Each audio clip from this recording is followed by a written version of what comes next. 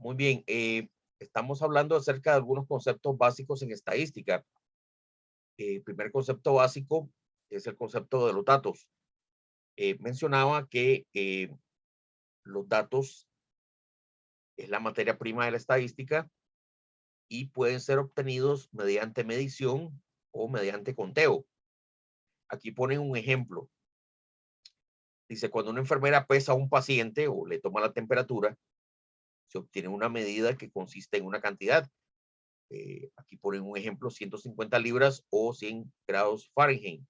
Bueno, es un libro gringo y usan el sistema de Fahrenheit. Entonces vean ustedes que tenemos un número que viene de una medición, ¿verdad? De una medición. Ahora, un poco diferente es cuando se hace un conteo. Cuando se hace un conteo, un tipo bastante diferente de número se obtiene cuando el administrador de un hospital cuenta el número de pacientes. Van a ver ustedes que cuando se cuenta el número de pacientes, 20, por ejemplo, dados en alta en un día, entonces se obtiene un número que también es este mismo número, o sea, que son números, solo que uno obtenido mediante medición y el otro obtenido mediante conteo. Entonces, muy importante, ¿no? Muy importante que cuando uno ve un número, no solamente ve el número, sino que piense si ese número vino mediante una medición o mediante un conteo. ¿Qué tipo de número es? Bueno, vamos a ver más adelante que una de las características de la medición es que la medición puede tener decimales. Puede tener decimales. Van a ver ustedes que el conteo no permite tener decimales. Entonces, la medición, vamos a ver más adelante que pertenece a las variables, por decirlo así, continuas, y los conteos pertenecen a las variables que son discretas. Pero eso lo vamos a ver más adelante. Bien, lo segundo, la segunda definición, el segundo concepto básico muy importante, es la definición de estadística. Van a ver ustedes acá, presentan una definición de estadística bastante completa. Yo diría muy completa, que es recolectar, organizar, resumir y analizar datos. Una disciplina que toca esos cuatro aspectos: recolectar, organizar, resumir y analizar datos. Muchas veces se piensa erróneamente que la estadística solamente es analizar datos. No, quizás es lo que más hace la estadística, pero la estadística viene desde atrás, ¿no? De cómo recolectar el dato, cómo organizarlo, cómo resumirlo. Y la otra cosa que también hace la estadística, que a veces se olvidan, es que también hay un proceso de inferencia. Es decir, que a partir de un volumen de datos se toma una decisión con respecto a una parte de ellos. Entonces ven ustedes que la estadística también tiene que ver con procesos de toma de decisiones. Entonces, lo vamos a ver más adelante. Los estadísticos también debemos estar preparados para interpretar y comunicar resultados. Entonces, van a ver que hoy en día pues se habla mucho del COVID y se habla mucho de la pandemia. Entonces, hoy en día pues muy importante cómo se comunican esos resultados estadísticos,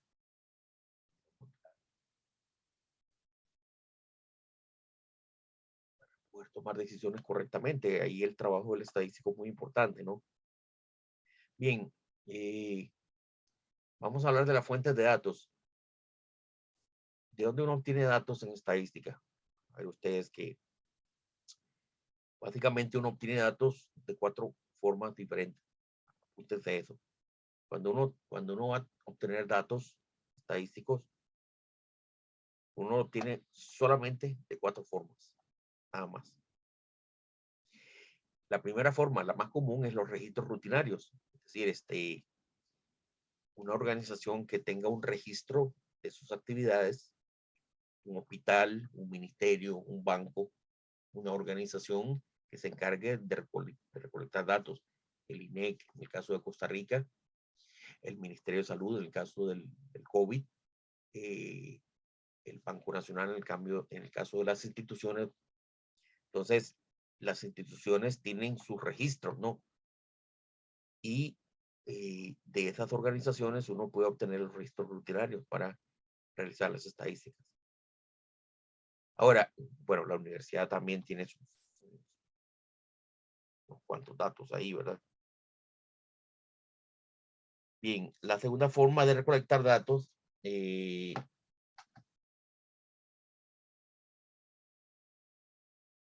mediante una encuesta.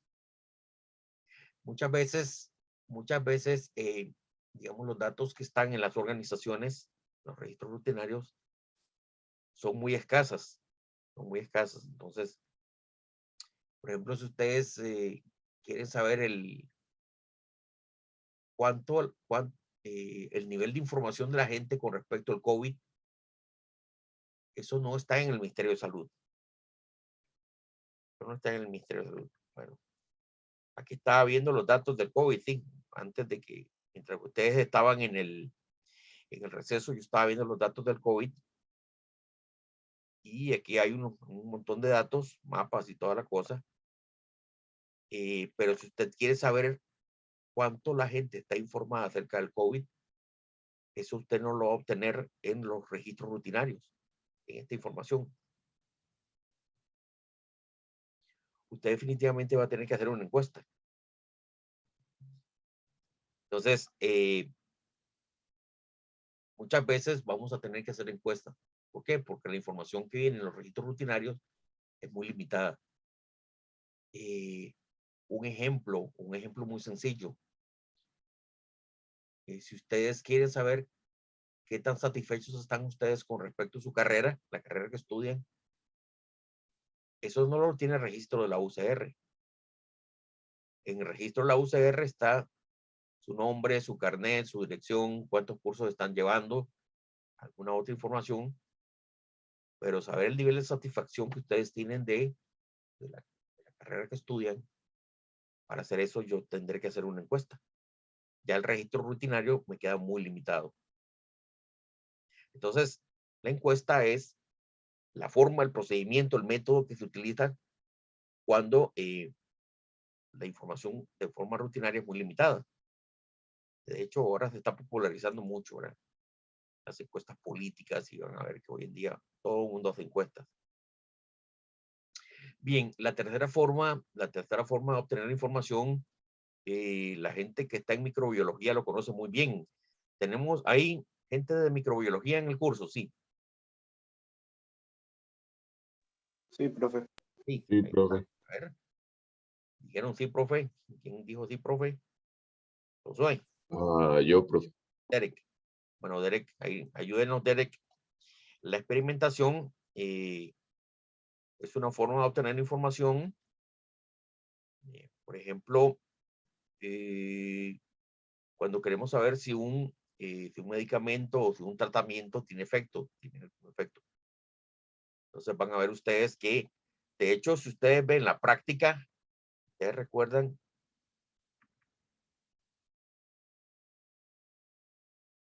ustedes ven el trabajo grupal, esto es un experimento.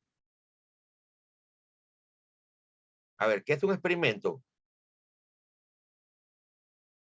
Un experimento es que usted pone a prueba un tratamiento para ver cómo funciona, ¿no?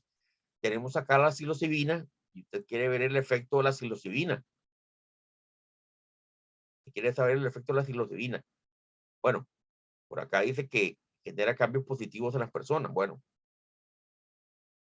pero para hacer eso no puede hacer ni con registros rutinarios, porque sería una locura, ¿no? No creo que haya un registro rutinario de uso de psilocibina, eso no existe. Y tampoco mediante una encuesta. ¿Por qué no sirve una encuesta? No sirve una encuesta porque lo que va a hacer es que va a probar un tratamiento entre las personas. No sirve preguntarle a las personas. Lo que hay que hacer es un experimento, ¿eh? Entonces, ¿qué es lo que hace usted? Busca 32 voluntarios, ¿verdad? Busca 32 voluntarios. Voy a ver si puedo hacer un dibujo aquí. 32 voluntarios, usted los recluta, los llama. 32 voluntarios y los divide en dos grupos, ¿verdad? Un grupo aquí y un grupo aquí. Dice, vamos a ver, dice que la mitad de voluntarios, o sea, 16 acá y 16 acá. Así, voy bien.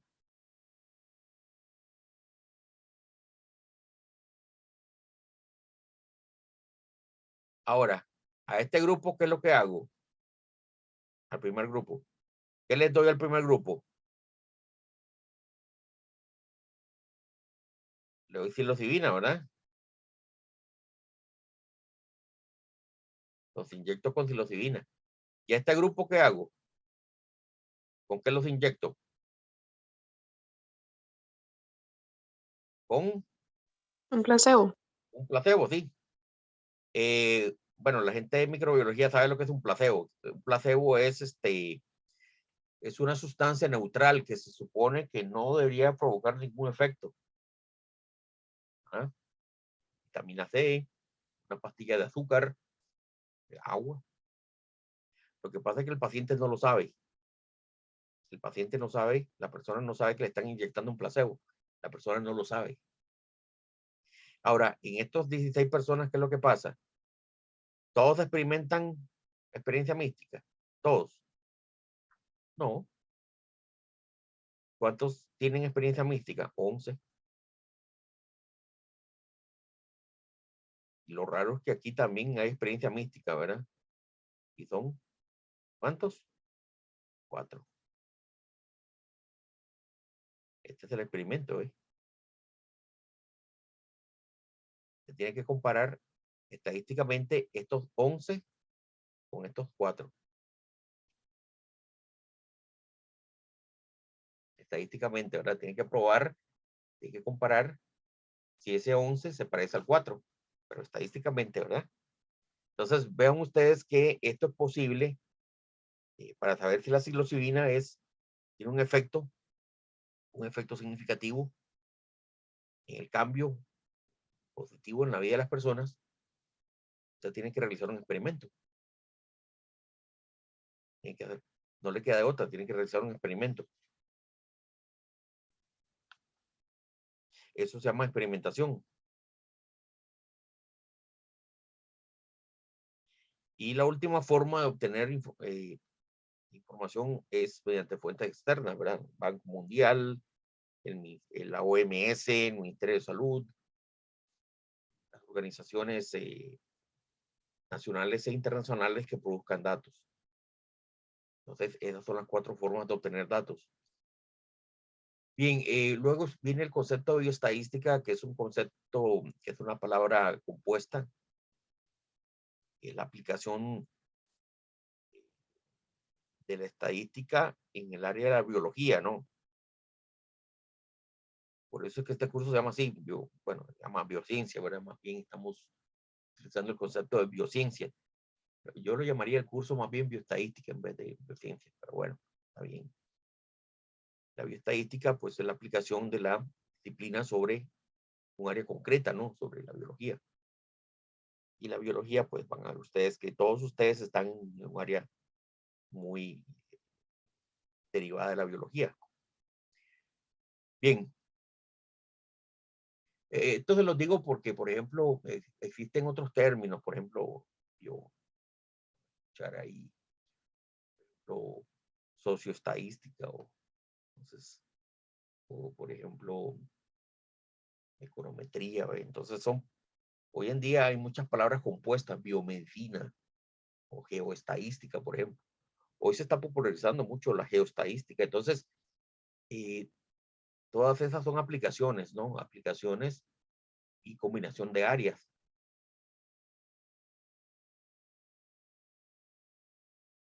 Está la variable. Bueno, otro término, otro concepto muy importante es el concepto de variable. Van a ver ustedes que la variable son las características que tienen las personas, o las unidades de estudio. Características. Estas características se pueden clasificar en dos, apúntense eso. Se pueden clasificar en cuantitativas y se pueden clasificar en cualitativas. Entonces, van a ver que las variables cuantitativas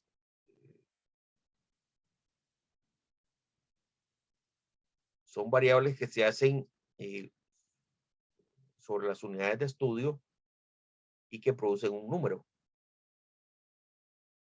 Entonces van a ver ustedes, aquí hay algunos ejemplos. Dice, cuando usted, por ejemplo, mide la estatura, eso produce un número. Es una variable cuantitativa.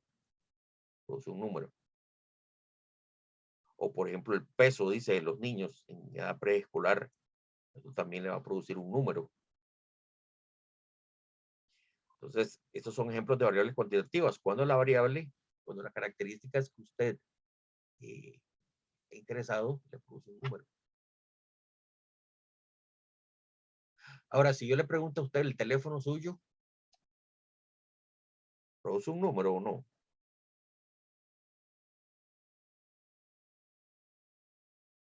No, porque probablemente lo que le diga es una marca. No, el número de teléfono, el número de teléfono. Ah, el número. Sí. Claro. Ese número, digamos, me van a decir, pues sí, profe. Yo le voy a decir que mi número es el 8346 3552.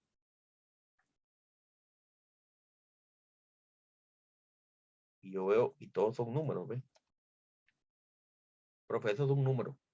Sí, claro, es un número, pero es un número muy especial, ¿no? Como que ese número yo no lo puedo ni sumar ni restar, o sí.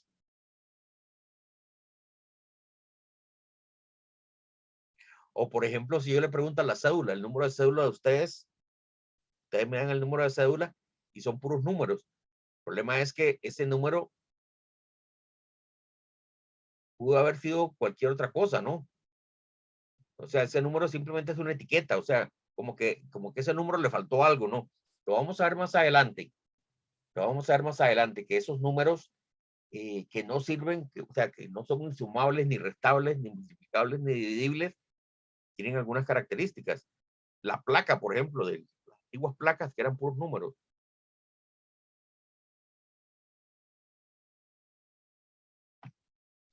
Entonces van a ver ustedes Sí, que profe, hay placas que se tienen letras. sí, correcto. Las antiguas placas, me refiero yo, que eran puros números. Esos números perfectamente son puras etiquetas. Entonces van a ver ustedes más adelante que no es suficiente, ¿verdad? Que el número sea un número. Porque hay que ver otras cosas. Lo vamos a ver más adelante para que eso se llama escala de medición. Escala de medición se llama. Bien, tenemos también las variables cualitativas. Las variables cualitativas van a ver que no son números, sino que son características que no son medibles. Bueno, el libro enfatiza mucho este tema. Bueno, este libro, si ustedes ven la lectura del libro, el libro es un libro norteamericano. Dice el grupo étnico, ¿ve? Bueno, es un libro norteamericano y enfatiza mucho el grupo étnico. Bueno, ¿cuál es su grupo étnico? Caucásico, afroamericano, hispano o oriental, digamos. 4 grupos más grandes ahí. ¿Qué grupo étnico es? Sí. Caucásico. Sí. Perfecto. Ven que no tiene digamos, no tiene un número, no produce un número, sino que lo que produce es una característica. A eso me refiero. Las variables cualitativas son características. O, por ejemplo, digamos, el lugar de nacimiento, digamos, dónde nació usted, en qué provincia nació usted. Bueno, yo nací en Heredia. Heredia. No produce un número, sino que lo que produce es una característica. ¿Y es un dato? Sí, claro que es un dato. Claro que sí, claro que es un dato. Lo que pasa es que es un dato de tipo cualitativo. A eso me refiero. ¿Es un dato? Sí, pero de tipo cualitativo. Y usted lo que puede hacer es contar nada más. Las variables cualitativas, lo que puede hacer es contarlas.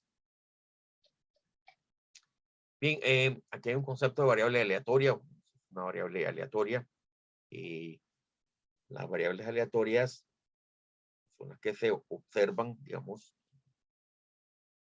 en las unidades de estudio, que provienen de un proceso del azar. Bien, aquí está lo que les quería decir, aquí está lo que les dije al principio. Hay variables aleatorias discretas y hay variables aleatorias continuas. Esto es lo que les decía. Un momentito, por favor.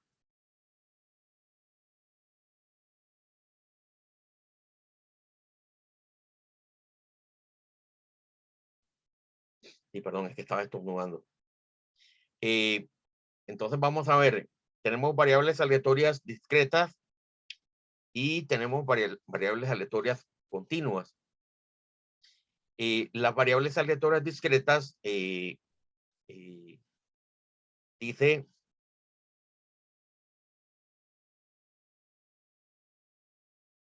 se caracterizan por separaciones o interrupciones en la escala de valores que puede tomar. ¿Qué significa eso? ¿Qué significa eso? Que son variables que se presentan de forma entera. O sea, son variables que no admiten decimales. No admiten decimales. Aquí hay algunos ejemplos. Dice, el número de admisiones diarias en un hospital general es una variable aleatoria discreta, puesto que el número de admisiones por día debe representarse con números enteros. O sea, son variables enteras. El número de hermanos, por ejemplo, una variable muy importante de estudio, el número de hijos que tiene una mujer a lo largo de su vida, el número de caries. Entonces, son variables que no admiten decimales. El número de cursos que usted matriculó en verano, por ejemplo.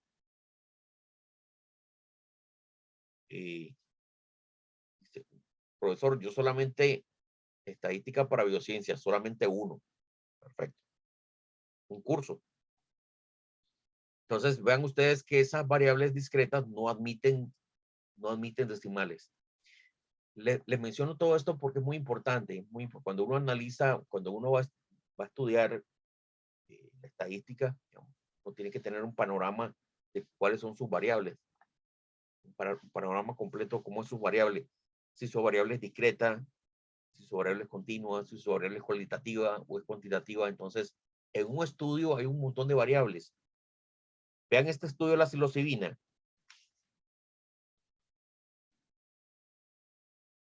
Este estudio de la psilocibina tiene un montón de variables. Un montón de variables.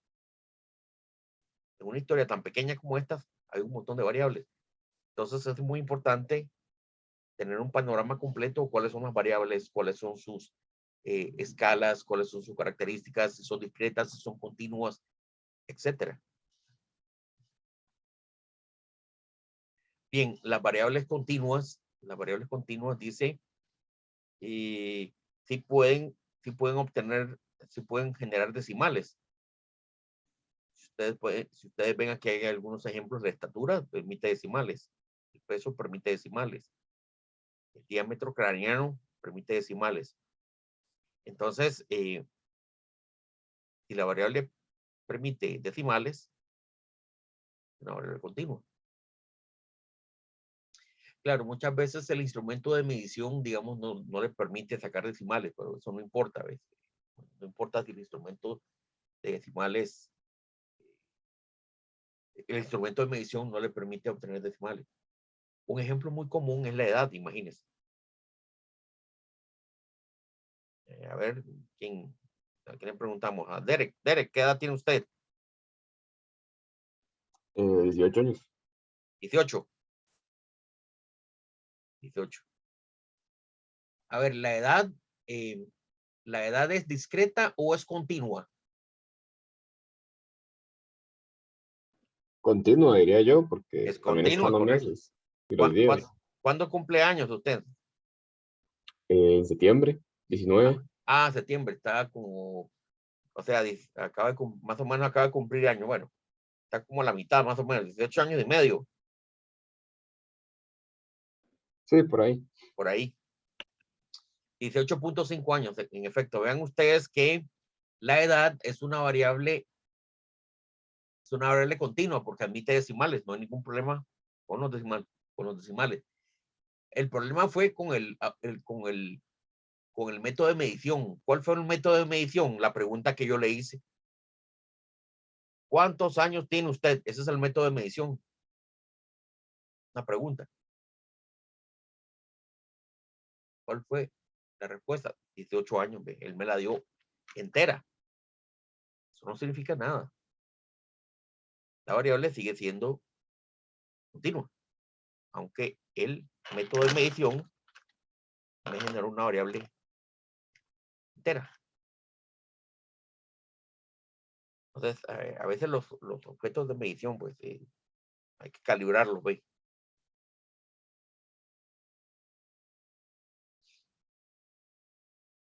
Los redondeos que vamos a ver más adelante, ¿ve? Bien, aquí viene lo de la población y viene lo de la muestra. Atención. Una población, dice, es una colección de entidades, generalmente personas. En biociencia lo que más se estudian son personas. Entonces, es un grupo de personas con algunas características. Ahí está. Una población, dice, de entidades se define como una colección más grande de entidades de interés en un momento particular. ¿Ven? Entonces, es el grupo de interés. Vean que aquí es muy importante el grupo de interés.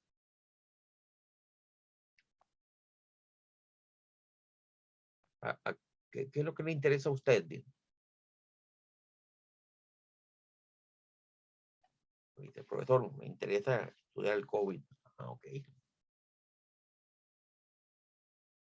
Define su población. Entonces vengo yo y empiezo, define su población. ¿Qué le interesa? ¿Qué le interesa estudiar usted? ¿A los enfermos de COVID? No, a los enfermos no. ¿Qué le interesa entonces? Dice, los muertos. Wow. Entonces, las personas que murieron por COVID. Bueno, eso es una población finita, ¿verdad? Sabemos cuántos son. ¿Y qué quiere estudiar usted de esa población? Muertos de COVID. Dice, no, ¿de qué murieron? Bueno, obviamente murieron de COVID. ¿Sí? Sí, pero me interesa la edad. Una variable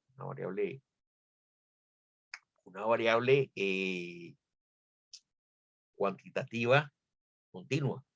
¿Qué más le interesa?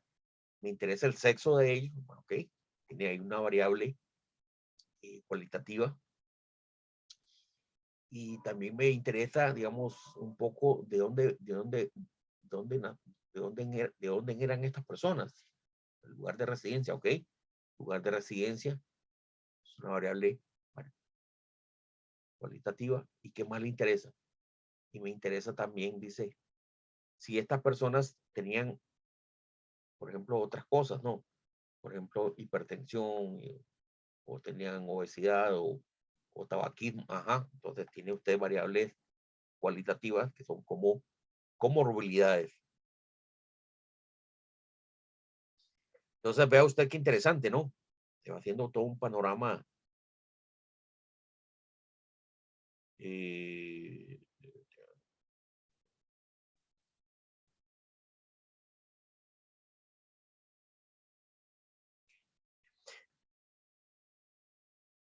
se tiene que ver cuál es su población de interés. Entonces, cuando usted empiece un estudio, tiene que ver cuál es su población de interés. Y obviamente un mapa de variables. Ahora, trate de identificar si esa población de interés, esa población que a usted le interesa, es finita o es infinita.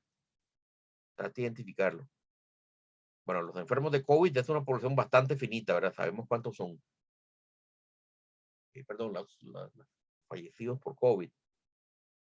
Ahora, si no se puede identificar cuántos son, sería infinito.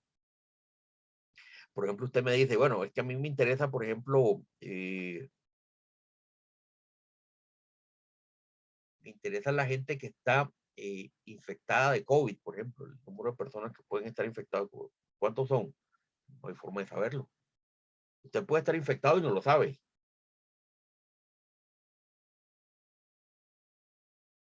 Puede estar infectado y no lo sabe. No sabemos cuántos son. Eso es población infinita.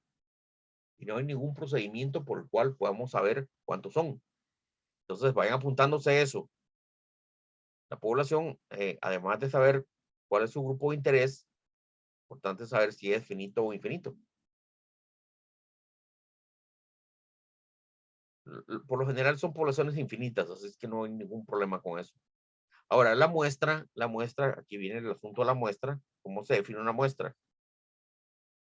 Bueno, es una parte de la población. Así, una parte de la población. Eso es. A ver, ¿por qué se toma una muestra? Bueno, porque a veces la población es tan grande que no es posible estudiarla toda. Las poblaciones son tan grandes que a veces es imposible estudiarlas todas. Para delimitar el análisis de datos, exactamente.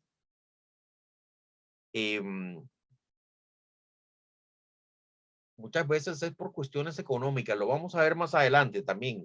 Bueno, aquí digamos, la gente de administración pues nos puede ayudar ahí un poco, parte económica, ¿verdad? La parte del dinero. A veces es por tiempo también, a veces no tenemos mucho tiempo, no tenemos ni tiempo ni plata, entonces por eso es que uno trabaja con muestras. Hay muchas razones por las cuales uno trabaja con muestras. Generalmente es por una cuestión de conveniencia, ¿no? Es más pequeña, es más barato y es mucho más rápido. Ahí sin duda, ¿ves? Pero bueno, eso lo vamos a hablar más adelante. Entonces definamos la muestra como una parte de la población, una parte, ¿verdad? El número de muestras, si sabemos cuántos son. Me parece que en la práctica nos preguntaban algo de la muestra, ¿no? Sí. A ver, ¿cuál es la muestra de estudio? Del estudio de psilocibina. ¿Alguien Los que... 32 voluntarios. Eso, muy bien.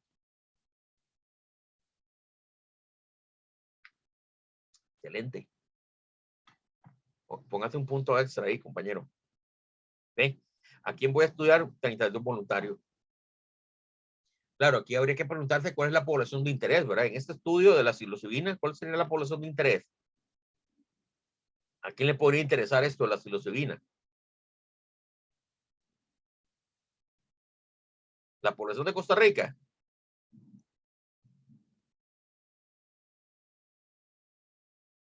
¿Qué dicen ustedes? ¿No serían las personas que deseen cambios positivos? Bueno, dice uno, yo soy Costa Rica y, bueno, yo soy parte de Costa Rica. Y a mí realmente no me interesa esto de la psilocibina porque suena así como algo alcaloide, no sé, algo raro, ¿verdad? No, dice, no, muchas gracias. No me interesa la psilocibina. Y yo soy población de Costa Rica. Ahora dice, 15 voluntarios que desean, que experimentaron experiencias místicas. No, ni siquiera llega a los 32, dice. Personas que deseen cambios positivos en su vida, bueno, este podría ser. 32 voluntarios ya vimos de que no, ese más bien es la muestra. Bueno, sí, parece que de las 4, la tercera es la que más se ajusta, ¿verdad? Personas que deseen cambios positivos. Deben haber descrito un poquito más, ¿verdad? Y que eventualmente quieran probar medicina alternativa. Tal vez eso hubiera sido lo mejor. Porque yo sí deseo cambios positivos en mi vida, pero sí, me da miedo psilocibina. Que eventualmente, tal vez debían haber completado un poquito más, pero bueno, de las 4, parece que esta es la que más se ajusta. Bien, ¿cuál es la variable de interés más importante? Ve, ya puede responder cuál es la variable de interés más importante. A ver, sin esa variable no hay estudio. Bueno, estamos haciendo la práctica, ¿vieron? A ver, sin esa variable no hay estudio. Yo diría que la B. Dice el uso de la psilocibina y placebo. La A o la B. Bueno, vamos a ver, Josué. Ahí Josué está participando ahí en el chat. Digamos que yo le doy a alguien, yo le digo, bueno, usted va a usar psilocibina y usted va a usar placebo. Váyanse y que les vaya muy bien.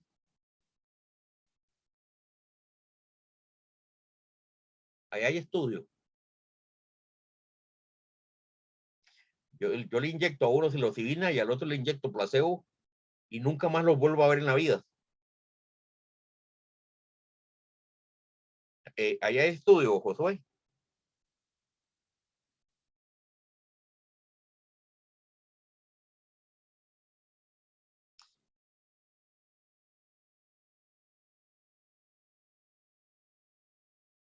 Sí, correcto. Exactamente. La primera variable es importante, pero la primera variable no es suficiente.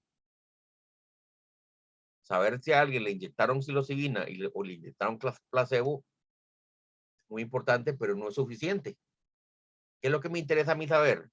Lo más importante. Si tuvo una experiencia mística o no. Exactamente, si tuvo experiencia mística o no, eso es lo que me interesa saber. La primera variable es importante, sí, claro, naturalmente. Pero se llama variable de control, apúntese eso. Primera variable es importante, sí, importantísima, pero no es suficiente. No es suficiente. Claro, exactamente, ahí lo dijo Josué. Muy bien, el resultado es lo que me interesa. ¿Y cuál es el resultado? Bueno, a ver si tuvo experiencia mística o si tuvo, o si no la tuvo. Eso es lo que me interesa. Eso es lo que me interesa. Ni le da ni fumar o no, bueno, muy importante, pero no, no me interesa. ¿Ves? Escala. Vamos con las escalas. Y viene la parte más difícil de esta parte del libro, las escalas. Bueno, vamos con las escalas. Vamos a ver, vamos con las escalas. Siempre van a preguntar también la escala de medición. Bueno, escala de medición, ok.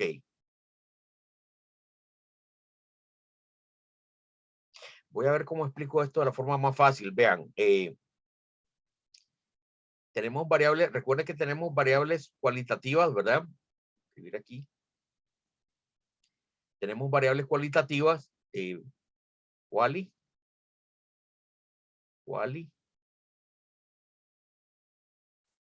y tenemos variables quanti.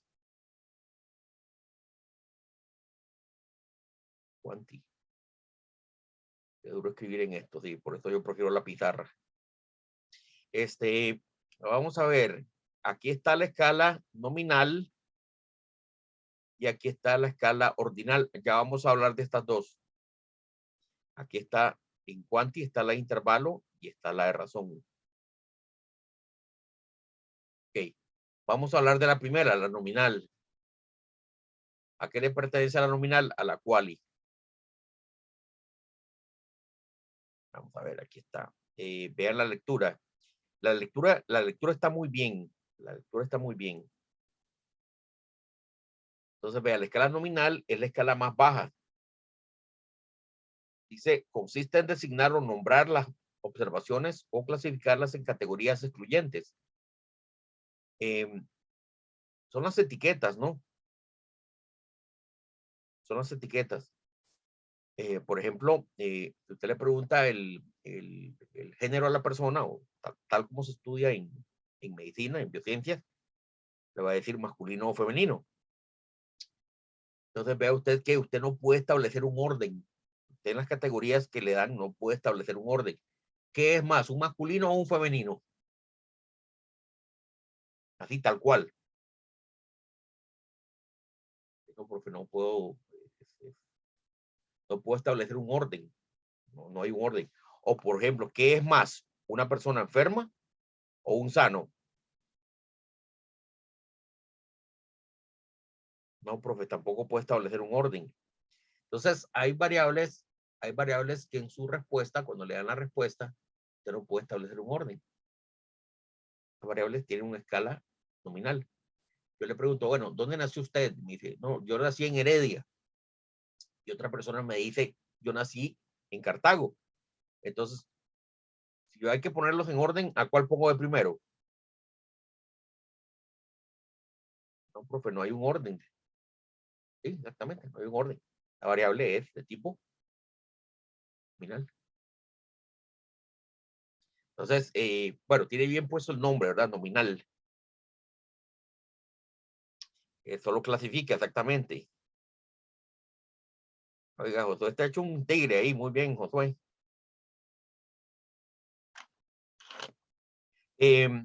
Ahora, vean ustedes que dentro de las variables cualitativas, vamos, hay variables extrañas, ¿no? Hay variables que, a pesar que son cualitativas, tienen un orden. Les voy a poner un ejemplo. Si yo les digo, bueno, le pregunto a una persona, dígame cuál es su nivel educativo. Y le pongo la opción, ¿verdad? Primaria, secundaria, universitaria. ¿Verdad? Vean ustedes que esta variable nivel educativo, es una variable cualitativa. ¿Por qué? Porque aquí hay una primaria, ¿verdad? Bueno, hay una palabras ahí, primaria, secundaria y universitaria. Es una variable de tipo cualitativa, pero es curioso. Hay un orden, ¿verdad? Hay un orden. El orden va creciendo para acá, ¿verdad? O sea, vea usted que universitaria es más que secundaria y secundaria es más que primaria. Sí, sí se entiende el punto, sí, que hay variables que son cualitativas, pero que tienen un orden subyacente.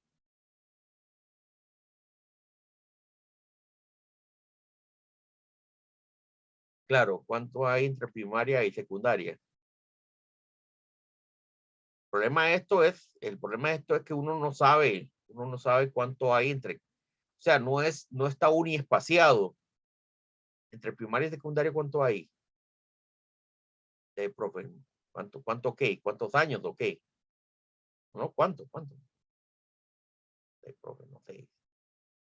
Primaria son 6 años, dice. Secundaria son como 6 o 7, ¿verdad? Bueno, dependiendo si es colegio técnico y universidad, hay un montón, ¿no? Bueno, yo estudié como 15 años, ¿verdad? En la U. Y sigo estudiando. Bueno, entonces, como pueden ver, como que no está uniespaciado, ¿verdad? Entonces, ese es el problema de las variables cualitativas. Uno simplemente las pone en orden. De hecho, ustedes lo pueden ver, digamos, grande, mediano, pequeño. Véanlo con sus hermanos. El orden de nacimiento, ¿verdad? El mayor, el de en medio o el menor. Todos están a diferentes años, ¿verdad?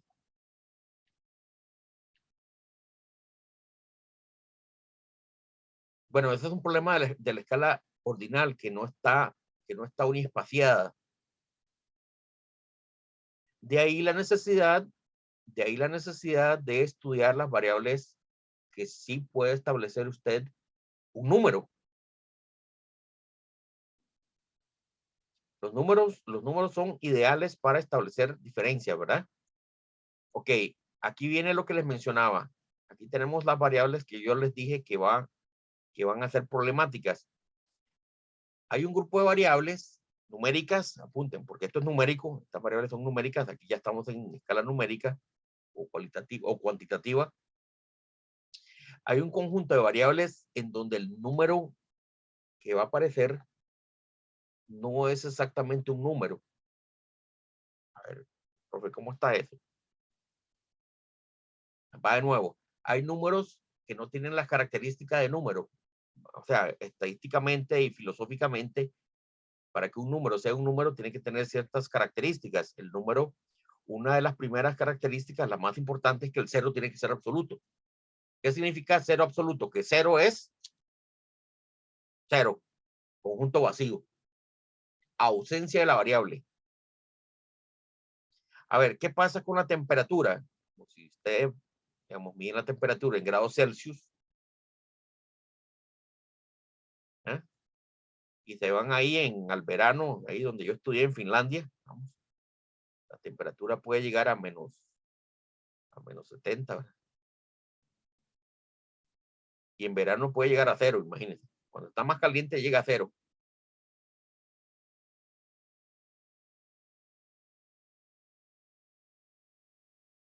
¿Qué significa este cero en esta variable de temperatura?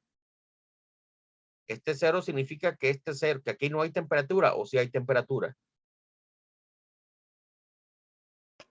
Sí, hay temperatura porque puede bajar aún más.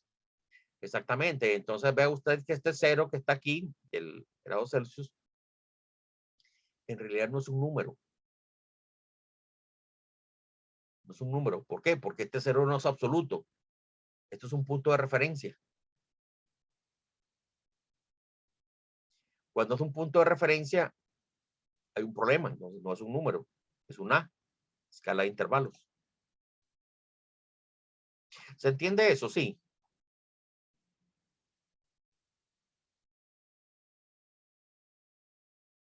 Cuando usted tiene números que puede tener negativos, es porque el cero no es absoluto. Profe, entonces, por ejemplo, yo que sé, el dinero, porque uno puede deber plata. Ajá. ¿Usted le debe a alguien? Sí. No. No, cero. Ese sí es absoluto, ¿ves?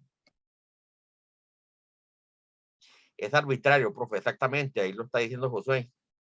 El cero es completamente arbitrario. Es arbitrario. Significa cualquier cosa menos lo que debe ser, ¿verdad? Menos que es un cero absoluto.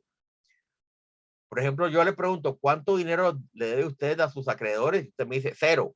¿Ese cero es absoluto o no? Sí, porque cero es cero, conjunto vacío. Ese cero sí es absoluto, ¿ve? O le pregunto, por ejemplo, a Abigail, está por ahí, Abigail Castro.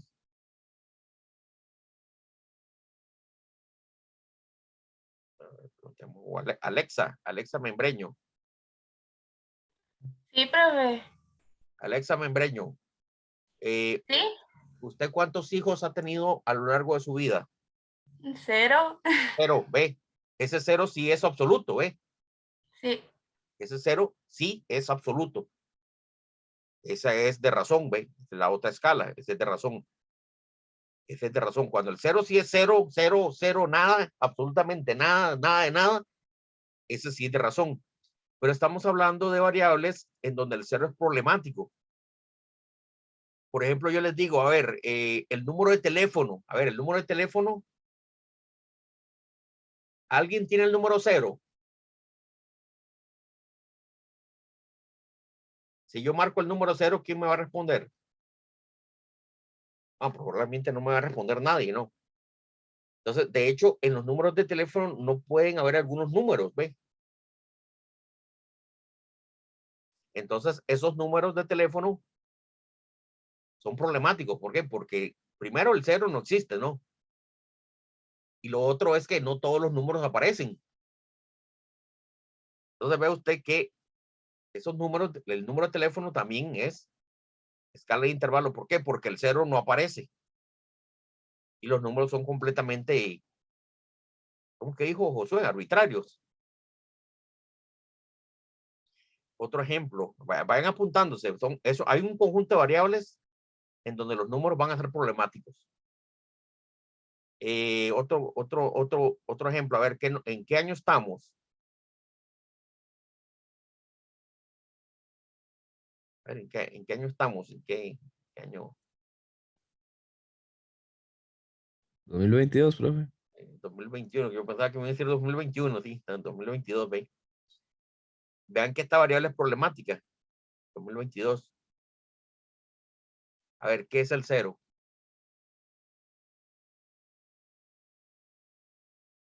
A ver, ¿qué es el año cero? Digamos, si me preguntan el año, ¿qué es el año cero? Antes de Cristo, profe. Bueno, que se empezó con eso. Sí, hay negativos. Bueno, primero hay negativos, ¿ves?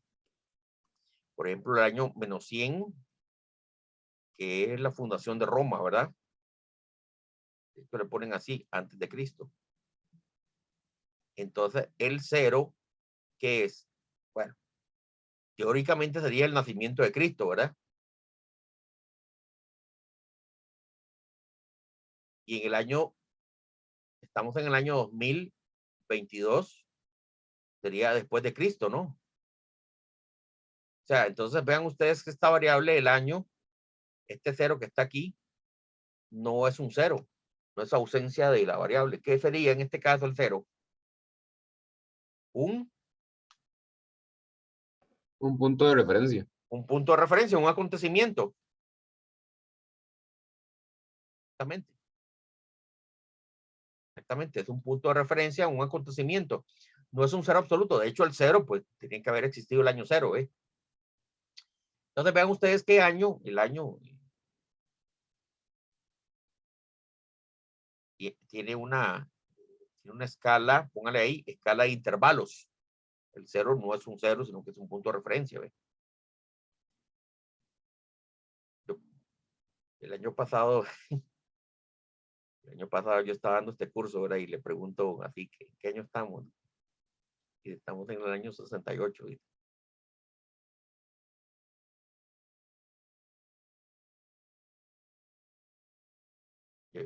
Yo pensaba que estaban vacilando.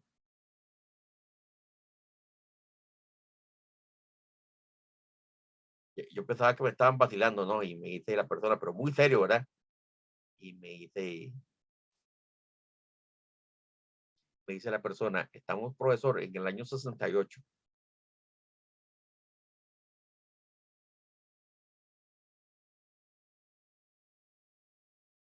¿En qué año, perdón? Me dice, no, en el año 68.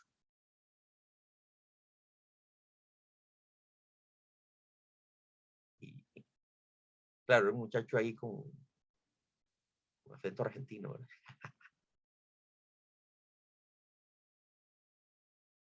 Y le pregunté, bueno, ¿y cuál es el año? ¿Y cuál sería entonces el punto de referencia suyo? ¿Verdad?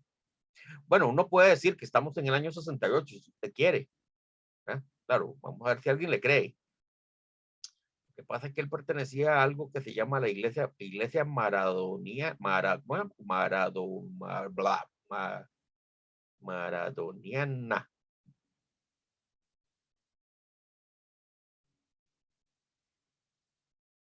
Yo pensaba que me estaba vacilando, pero me hablaba muy en serio, ¿verdad? Me decía, estamos en el año 68 porque en el año de nacimiento de Maradona es el año cero, ¿ves? Ahí empieza toda la historia de la humanidad.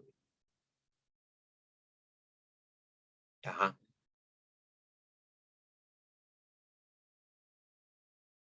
Y le pregunto yo, ¿y entonces estamos en el año 68? Sí, estamos en el año 68.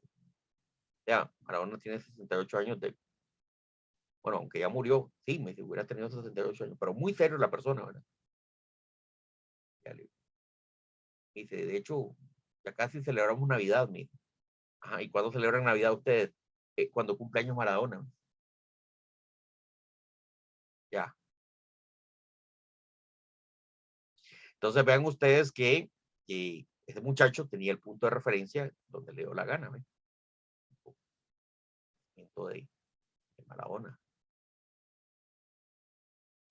De hecho, la variable de año, ¿verdad? Es muy relativa también, porque hay año, me parece que, los chinos llevan un sistema de numeración diferente, ¿no?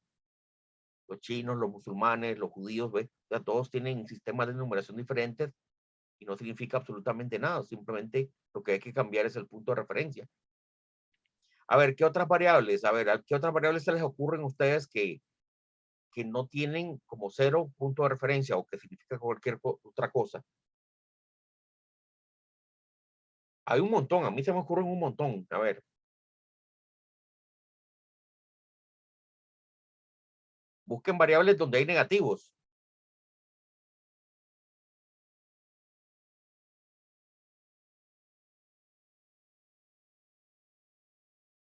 Bueno, aquí está el planeta Tierra. Bueno, me parece el planeta Tierra de los picapiedras, ¿ves? Y aquí está el Ecuador, ¿se acuerdan? El Ecuador está el meridiano cero, ¿se acuerdan? No, el paralelo cero. Costa Rica está aquí, ¿verdad? Costa Rica está aquí, en el paralelo 10, creo. Y abajo, digamos, Argentina, donde vivía Maradona, está aquí abajo, ¿verdad? El meridiano creo que menos 80. Perdón, en el paralelo menos 80. Entonces, si ustedes ven lo que es el sistema de latitud-longitud, también es de intervalo. ¿Por qué? Porque el cero es simplemente una línea imaginaria que pasa por el Ecuador. En el caso de los meridianos, perdón, de los paralelos y de los meridianos, ¿cuál es el meridiano cero? El de Greenwich, allá por Inglaterra. Costa Rica creo que está en los menos 86, si no me equivoco. Están hacia la izquierda, negativo. ¿Mira? Y Europa, pues buena parte de Europa está hacia la derecha. Entonces, vean que el sistema de latitud-longitud también es un sistema que está en escala de intervalos. A ver qué otras variables piensan ustedes que tienen. Alguien que me aporte alguna otra variable. Piensen en alguna variable en donde el número, donde el cero no signifique nada o no exista o signifique cualquier otra cosa. Ya tenemos varias, ¿verdad? Tenemos la temperatura, tenemos latitud, longitud, tenemos las placas de automóviles. ¿Qué más teníamos? Los teléfonos. ¿Qué más? Bueno, el número de cédula también, ¿verdad? El número de cédula. Y algunas cuantas más. Bien, cuando el cero, vamos a ver, cuando el cero sí es cero, el cero sí es cero, como los números como el número de hijos ¿de quién? Como el número de hijos de Alexa, que me dijo que era cero, o las deudas de Derek. Vean que cuando el cero sí es cero, entonces se dice que esa escala es de razones. Entonces, vamos a ver, en la práctica van a ver ustedes que eso es lo que se pregunta, ¿verdad? Esa variable de tener experiencia mística o no tenerla, ¿cómo sería? A ver, ya que estamos en esto, hagámoslo. Tener, no tener, tener, no tener. Intervalo, nominal, ordinal, razón. Nominal, profe. Se ha hecho un tigre, amigo. Muy bien. Ven, entonces, aquí, ven que eso es lo siguiente, ¿no? En la práctica eso es lo siguiente. Les preguntan en primer lugar si le dan una serie de variables del estudio y les piden que identifiquen si las variables son cuantitativas o cualitativas. Dice experiencia mística, sí o no. ¿Sí o no? ¿Cómo es? Quali. Dice, estado general de salud del voluntario. Bueno, regular, malo. Cualitativo. Ajá. Edad del voluntario. Años cumplidos. Tratamiento asignado. Psilocibina o placebo. Peso en kilogramos. Cantón de residencia del voluntario. Intensidad del fumado, leve, medio crónico. Año de nacimiento. Año en que empezó a beber alcohol. Año de nacimiento, por ejemplo. Dice 1970. Año en que empezaron a beber alcohol, bueno, 10 años después, no 15 años después o 20 años después, 1990. Temperatura corporal del voluntario, a ver si está temperatura normal o tiene fiebre, ¿verdad? Bueno, voluntarios enfermos generalmente no se admiten en los experimentos. Y después le preguntan le piden, digamos, que identifique cuál es la escala de medición de esas variables. Año en que empezó a beber alcohol, 1990. ¿Cómo sería?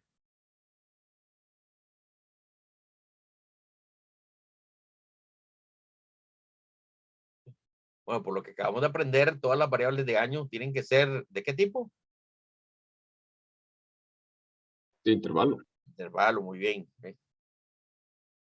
Y de peso en kilogramos. Y ahí sucesivamente indican sus variables. Bien. Yo creo que ya casi estamos terminando. Vamos a ver aquí. Por las 9:26, ya casi. Bueno. Ahora, digamos, una de las cosas más útiles es el asunto del muestreo aleatorio simple. Bueno, tema ahí que van a ver ustedes en el libro, que es cómo seleccionar muestras. Tal vez no es tan importante. Yo no sé por qué viene este tema acá. Pero uno de los propósitos del libro es enseñar los conceptos de inferencia estadística. Y ven, la definición de inferencia estadística es un procedimiento por medio del cual se llega a una conclusión con base a los resultados que se obtienen de una muestra. Entonces vamos a aprender a extraer muestras. Un momentito, por favor, me están tocando la puerta. Un momentito.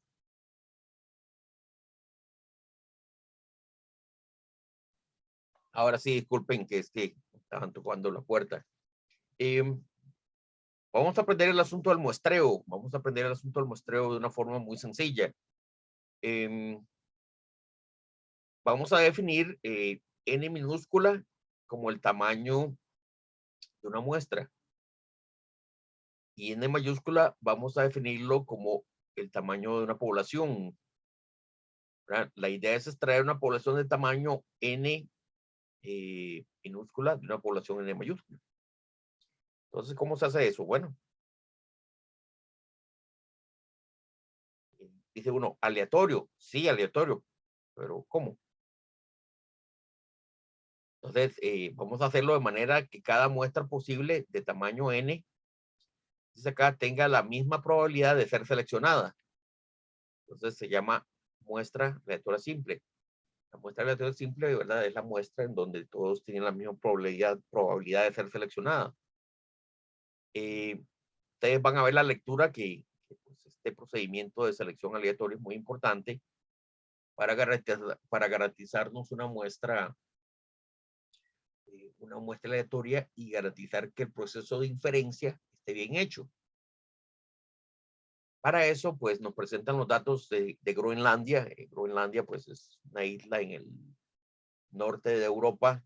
La isla creo que es la más grande del mundo. Después de Australia, creo. Y ellos estudian lo que es 169 individuos. En 169 individuos, ellos quieren obtener una muestra de lectura simple. Quieren estudiar la parteína y la nefenitoína en un grupo de residentes en Groenlandia. Ellos tienen 169 individuos y quieren obtener una muestra de lectura simple de tamaño 10. ¿Por qué? ¿Por qué no quieren estudiar los 169? Bueno, ustedes sabrán que la heparteína y la nefenitoína son fluidos humanos, ¿verdad?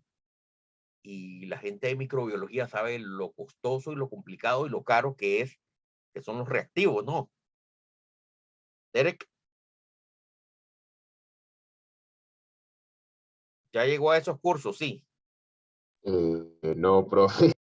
No, todavía no. Bueno, pero sí sabe que los reactivos son caros. Eso sí. Sí, los reactivos son caros, son costosos y no se pueden estudiar a 169 individuos. Hay que estudiar una muestra de 10.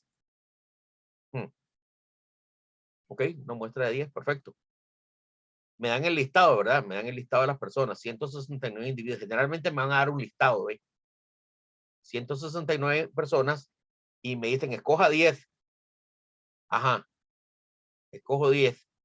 Y vengo yo, digo, ¿y por qué no escoge estos 10 primeros? A ver. Sí, fácil. Escoge estos 10. Derek. ¿Qué pasó, profe? Me perdí, perdón. Le piden escoger una muestra aleatoria simple, una muestra aleatoria de 10 personas. Le Ajá. dan el listado y usted por comodidad dice, agarre los 10 primeros. ¿No sería mejor agarrar simplemente como tal vez el 1, después el 30 y así escoger 10 aleatorios, pero completamente aleatorios? Sí, correcto. Pero el problema, la pregunta es, a ver, ¿qué pasaría si yo escojo los 10 primeros? Eso podría ocurrir. Eso de hecho alguna gente lo hace. Y pues no sería una muestra Nominal, representativa. profe. Sería nominal. Sería una muestra, imagínese, Ordinal, perdón. eh, yo le digo, vea, ¿y qué pasa si esa muestra está ordenada por, digamos, la edad está ordenada, digamos, de menor a mayor? Agarró puros jovencitos. Es lo que le decía antes, profe, que no sería representativa. Eso es.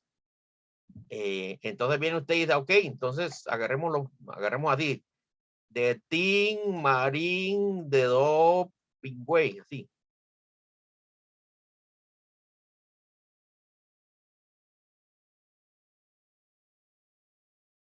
Correcto, por las edades, sí.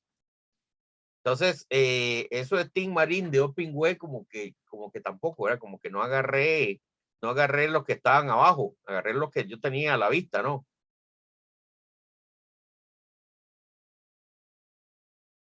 Entonces vean ustedes la necesidad de buscar un método. A eso es lo que el libro menciona. Hay que buscarse un método más o menos aceptable, digamos, para poder hacer una selección aleatoria. El problema del libro es que él presenta un método tal vez no muy,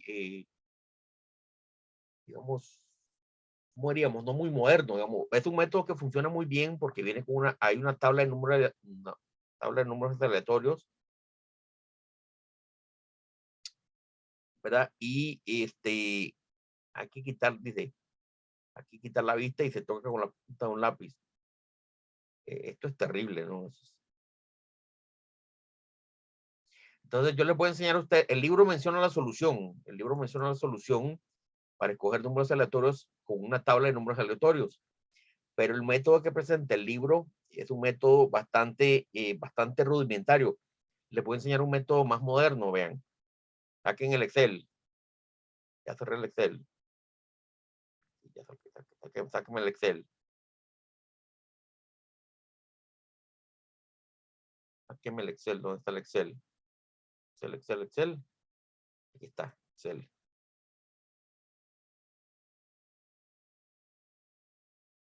Sáquenme el Excel. Entonces vean qué fácil. Dice que n es igual a 169. N mayúscula. Y n minúscula es de 10. ¿Verdad? Entonces tengo que sacar 10 elementos de una lista de 169. Ahora Excel permite, aquí, número aleatorio.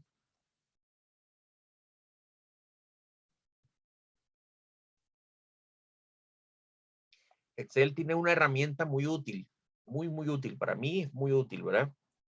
Que es una función de números aleatorios, una especie de tómbola, ¿verdad? Una especie de tómbola. Aquí donde dice el número aleatorio, aquí en la fila B3, pongo aquí, voy a insertar función aquí, en la función insertar y función, ¿sí? Y busco la función que se llama aleatorio entre.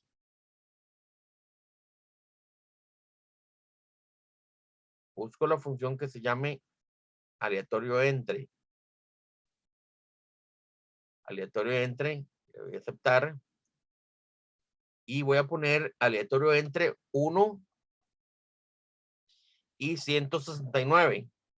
Entre 1 y 169, aleatorio entre. Y lo que va a pasar es que me va a generar un número aleatorio entre 1 y 169. Pues, y 114. Voy a hacer un listado aquí de las bueno, voy a poner aquí el 114. 114, ¿verdad? Voy a irlo escribiendo. Ya les voy a decir por qué lo voy a ir escribiendo. Lo voy escribiendo porque vea que yo, cada vez que yo hago un movimiento en el Excel, se me cambia la tómbola, o sea, como que se altera la tómbola. Es como que le doy un pisotón a la tómbola y la tómbola se mueve y me saca otro número aleatorio. Pero bueno, eso es lo que yo quiero, 110. ¿Cuántas veces hago este procedimiento? ¿Cuántas? 10 veces, profe. 10 veces, correcto. Si se repite, le doy otro pisotón a la tómbola. Sale el 4, muy bien. Ya hay un número bajo. Sale un 137. Muy bien. Ahora sale un 106. 106. Ajá. Ahora salen 153. Puros números altos, qué raro. Y ahora hay un 116. Ajá. Y un 161. Y un 136. Qué raros estos números, ¿verdad? Bien, entonces, vea que aquí ya tengo mi lista de números aleatorios. Aquí hay 10 números aleatorios desde 1 a 169. Y lo que yo hago a continuación, bueno, vamos a ponerla aquí. Bueno, número aleatorio, vamos a poner número aleatorio.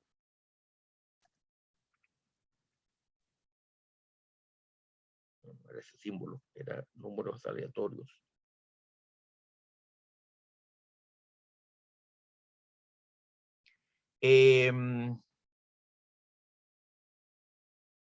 Entonces, si digamos que las personas están en una fila, ¿verdad?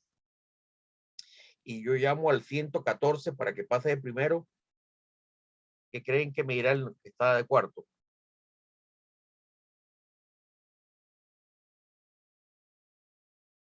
Pues que se va a quejar. Claro. Imagínense que está usted en una fila de un EVAIS. Imagínense que está en una fila en un EVAIS, ¿verdad? Y le digo, y me voy, ¿verdad? A la fila y me voy a donde está el 114 y le digo, pase usted primero. Vamos a atender. Llegó un médico de emergencia, pero él me dijo que solo puede atender a 10 personas aleatoriamente. Llegó un médico, así, de emergencia, un presidente o un médico que está haciendo su práctica y dice que va a atender 10 personas aleatoriamente. Y me voy donde el 114 y luego pase usted primero. ¿Qué me va a decir el 110? Este va a reclamar. Este también va a reclamar. ¿De quién más? Este también va a reclamar, ¿ve? ¿Quién más? Bueno, ahí ya nadie más, ¿verdad? A ver, ¿cómo evito los reclamos? Ordenando los números. Eso, muy bien. Ustedes saben cómo ordenar en Excel, sí.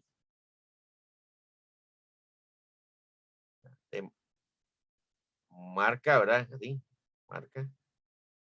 Y pone ahí, ¿verdad? Datos, ordenar. Pone aquí de menor a mayor, ahí está. De menor, dice. Cabezado dice de menor a mayor. No, dice de menor, sí, de menor a mayor. Mire, mire, mire.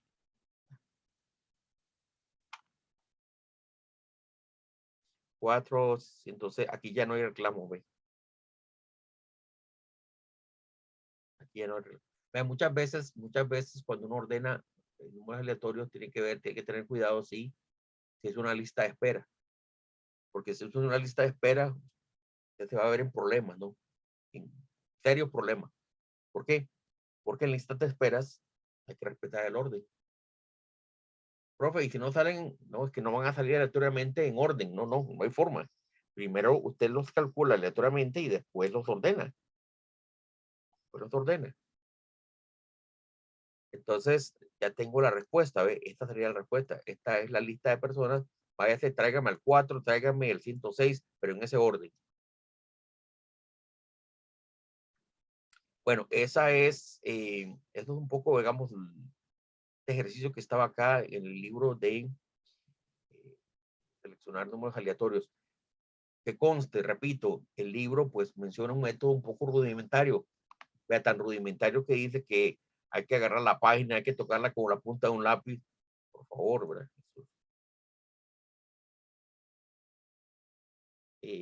Tal vez cuando escribieron el libro no existía Excel o no lo manejaban mucho. Bien, aquí hay un cuadrito negro que significa que es muy importante, ¿ve? De la respuesta. Van a ver ustedes que casualmente de eso tratan los ejercicios que vienen aquí. Pero no hagan los ejercicios, hagan los ejercicios, digamos, de mediación virtual, ¿verdad? Esto lo pueden tomar solamente para ver cómo. Bien, finalmente, pues, el libro, digamos, el capítulo del libro menciona un tema ahí, tal vez no viene al caso, viene el tema de las computadoras y el análisis bioestadístico, ¿ve? Vamos a ver, esta parte de la lectura es un poco propagandística, ¿ve? Hace mucha propaganda, digamos, por ejemplo, al software estadístico. Bueno, primero a la American Statistician, una publicación trimestral de la Asociación Estadística de los Estados Unidos. Se hace una propaganda a esta revista científica muy buena. Tal vez muchos de ustedes no les interesará mucho, ¿verdad? Pero sí, le hace mucha propaganda. La otra cosa que sí le hace mucha propaganda es al software estadístico, ¿ve? Entonces van a ver ustedes que a lo largo de la lectura van a ver mucho, salidas estadísticas, salidas en estos paquetes, en Minitab, en SPSS y en SAS.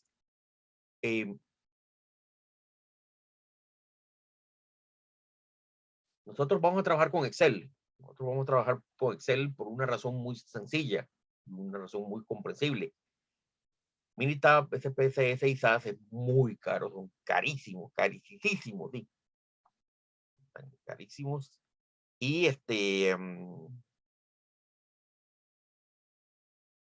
y Excel yo creo que todo el mundo lo tiene, ¿no?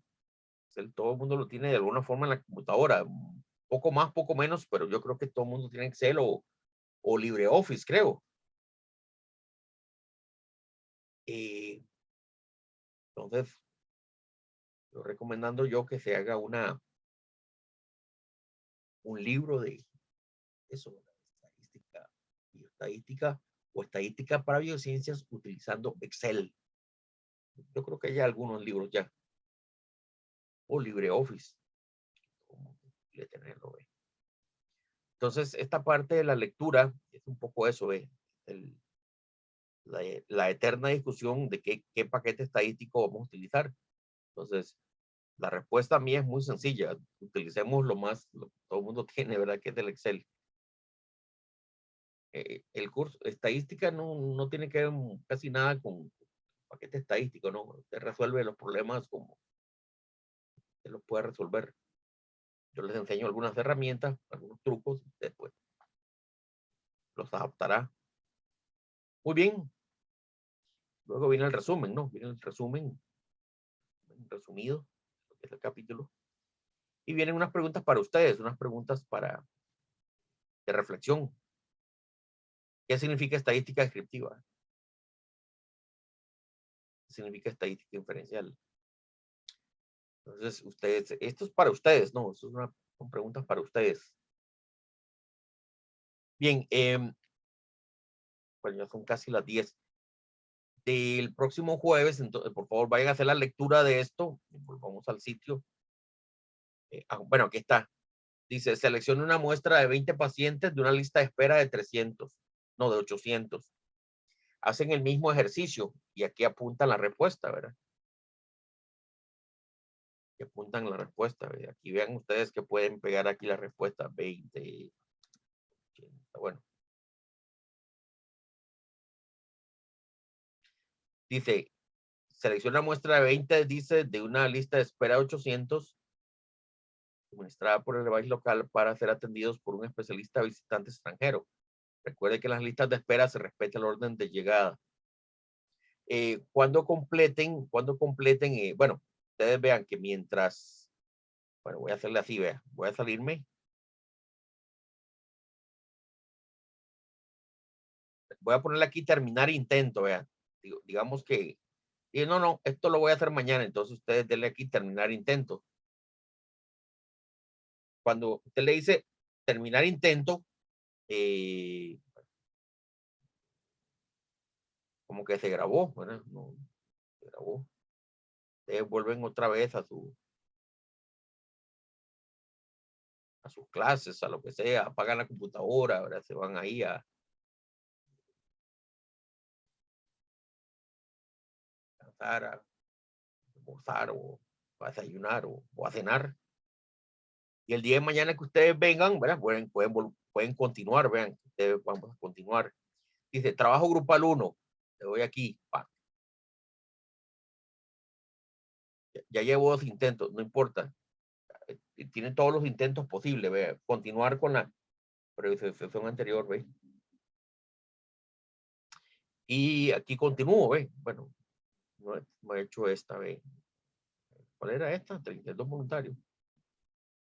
Entonces, cuando ya quiero terminar, digo, terminar intento. Y digamos que ya termino, ¿eh?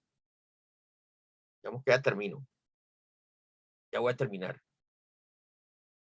Digamos que yo ya terminé. Entonces dice así, terminar todo y enviar.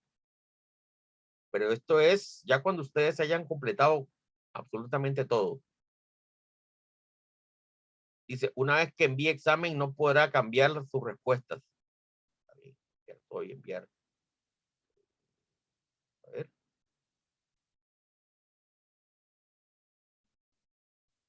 Bueno, ahí ya. Quedó ahí grabado. Yo creo que ahí me sale después la nota, ¿verdad? Bueno, el problema es que yo estoy aquí como profesor, ¿ve? Entonces yo sí me puedo calificar, ¿ve? Bueno, ahí van a ver ustedes que les sale ahí cuántas preguntas buenas y malas tienen. Pero eso lo hacen, espérense mejor terminar con el tema, ¿no? Esto es hasta el viernes a las 12:30, ¿verdad? Muy bien, jóvenes, yo creo que ya tenemos suficiente material para trabajar. Que busqué mi tab, solo que pues ya $1,610 por año, no, pues, está carísimo, era un, sí, $1,610 por año, sí. Bueno, vamos a ver, las universidades sí tienen convenios, ¿verdad? Y pueden obtenerlo el Minitab un poco más barato. Lo que pasa es que estamos, vamos, el SPSS es algo que yo recomendaría, pero digamos, usted se va a dedicar profesionalmente, digamos, a esto. Si se va a dedicar profesionalmente a esto, sí, yo le diría que busque una licencia de SPSS. Hay otras cosas, ¿verdad? Gratuitas, como el R y como bueno, el R es ya algo propiamente para trabajar. Si se va a dedicar, digamos, a la estadística, sí, dedíquese con R. Y bueno, la mayoría de nosotros podemos ir trabajando digamos, en Excel. Hay un programa que se llama Stata también, que es muy simpático, pues, lo usan mucho en el área de las biociencias. Como les dije, yo no he querido, digamos, yo no he querido meter muchas cosas, digamos así, Minitab, Excel, CPSS, ¿por qué? Excel sí, porque yo creo que todo lo tenemos. Entonces, al menos en lo que a mí respecta, yo sí voy a resolver la mayor parte de las cosas en Excel. Me pregunta, ¿el valor de los trabajos grupales pertenece al 20%? Sí, exactamente, Amanda. valor de los trabajos grupales pertenece al 20% de tareas y quizzes. Sí, correcto. Eliminan lo más malo, creo. Pero hay un montón, no se preocupe. Pero una Profe. pregunta. Dígame. Y aunque se hagan grupales, cada uno tiene que enviarlo por, o sea, individual. Bueno, yo le puse trabajo grupal porque le digo por qué se llamaban trabajo grupal. Es que antes de la virtualización, yo los sentaba a ustedes en grupo, ustedes resolvían.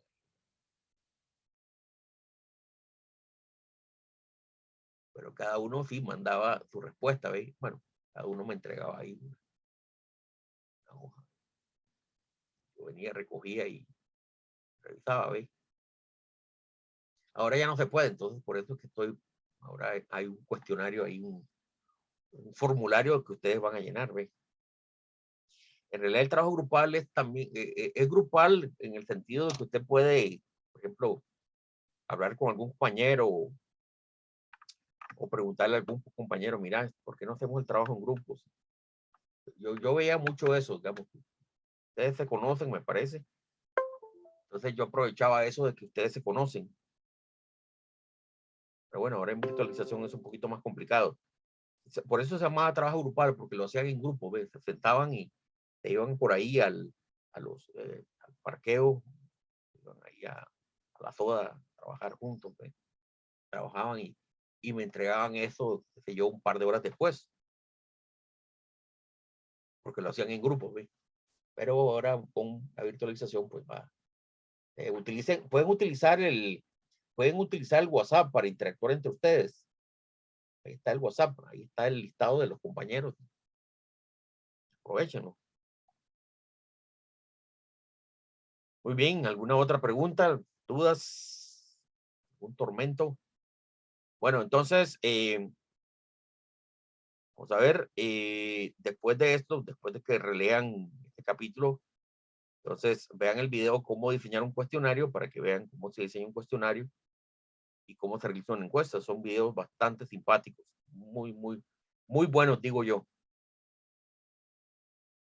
Y el jueves nos vemos para ver otro enfoque de la estadística desde lo que se hace en Costa Rica, el libro de Miguel Gómez. Y esto nos va a ayudar para realizar el trabajo grupal 1. Muy bien, jóvenes, ¿alguna pregunta, alguna duda, algún tormento, algo que no haya quedado claro?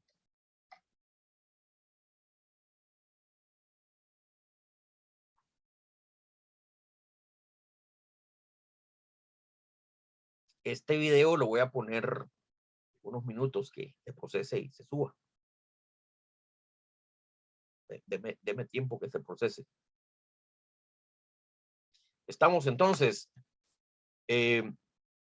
Bueno, jóvenes, entonces nos vemos el jueves. Nos vemos el jueves. Aprovechen esta hora que queda para leer y ver los videos, para que empiecen en forma asincrónica.